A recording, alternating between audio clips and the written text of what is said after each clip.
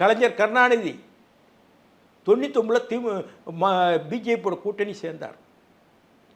பிஜேபியோட கூட்டணி சேர்ந்தார். அப்போது முரசொலி மாறன் நான் நெருக்கமாக இருக்கிறேன். அவருக்கு உடல்நிலை சரியில்லை. சரியில்லைன்னு அவர் மந்திரி சேவையிலேருந்து வாஜ்பாய் நீக்கலை. இலாகா இல்லாத அமைச்சராக வைத்துக்கொண்டார். மினிஸ்டர் வித்தவுட் போர்ட்ஃபோலியோ வச்சுக்கிட்டார். இறந்துட்டார். அமெரிக்காவுக்கு சிகிச்சைக்கு அனுப்பினார். இங்கே இறந்துட்டார். இறந்துட்டு பெசன்ட் நகர் இடுகாட்டில் தகனம் பண்ணாங்க. பிரதம மந்திரி வந்தார். சுடுகாடு வரைக்கும் வந்தார். வந்துட்டு சாயந்தரம் நான் இருக்கிறேன் அடக்கம் பண்ணிவிட்டு பிரதமர் டெல்லிக்கு போயிட்டார். மறுநாள் காலையில் நீங்கள் என்ன பண்ணீங்க?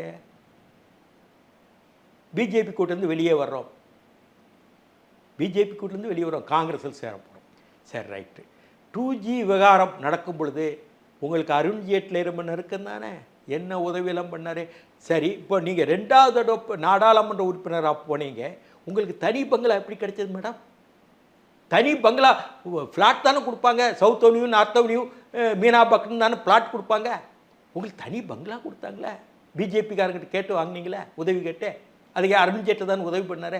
வைகோவுக்கு 6வது தடவை எம்பி அனுப்புறது 6வது தடவை.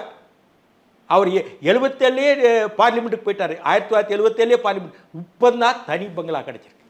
அது யார் கொடுத்தது? நிர்மலா சீதாராமன் பார்க்கும்போது அருமையாக ஆங்கிலத்தில் பேசுகிறீங்க, நல்லா பேசுகிறீங்க, நல்ல செய்திகளோட பேசுகிறீங்க அண்ணன் நீங்கள் தானே சொல்கிறீங்க. அங்கே ஒரு முகம், இங்கே ஒரு முகமா? இல்லை, நீங்கள் தானே பிஜேபியோட பண்டாரம் பரதேசியோட கூட்டு வைக்க முடியாது உங்கள் அப்பா தானே சொன்னார்.